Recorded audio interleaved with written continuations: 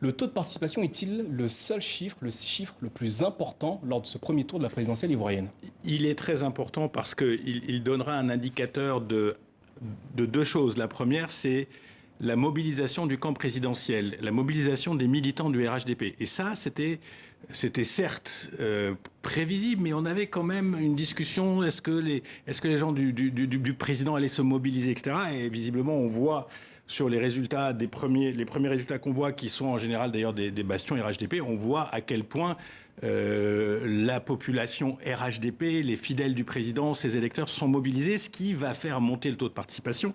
Ça, c'est clair. La deuxième chose, c'est qu'il y avait l'enjeu, tout simplement, de tenir ces élections à partir du moment où une partie de l'opposition est rentrée en désobéissance civile, en perturbation, parfois violente, barricades. Les élections se sont tenues. Et elles se sont tenues dans un nombre de bureaux de vote.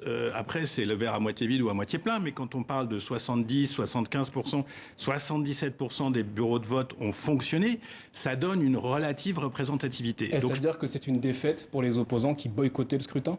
Je ne sais pas si c'est une défaite parce qu'on les entend, mais en même temps, ils ont une approche qui est quand même un peu difficilement lisible. On a du mal à comprendre pourquoi cette opposition qui s'est dit contre le troisième mandat, contre Alassane Ouattara, pourquoi elle n'est pas allée au vote.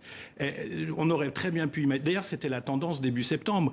On était dans une dynamique qui aura un deuxième tour, etc. Et s'ils étaient allés au vote, peut-être que les choses auraient été plus complexes pour le président et pour son parti.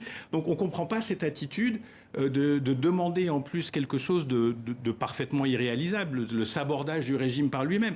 Donc tout ça est assez incompréhensible et c'est dommage parce que je pense que la Côte d'Ivoire méritait une élection ouverte. Je pense qu'il y avait un débat sur le bilan et sur le projet et le RHDP et Alassane Ouattara, ils ont à la fois un bilan et un projet, mais on pouvait avoir des gens qui le discutent, on aurait pu avoir un pas démocratique et ce pas n'a pas vraiment eu lieu. Et c'est ça peut-être le point le plus important.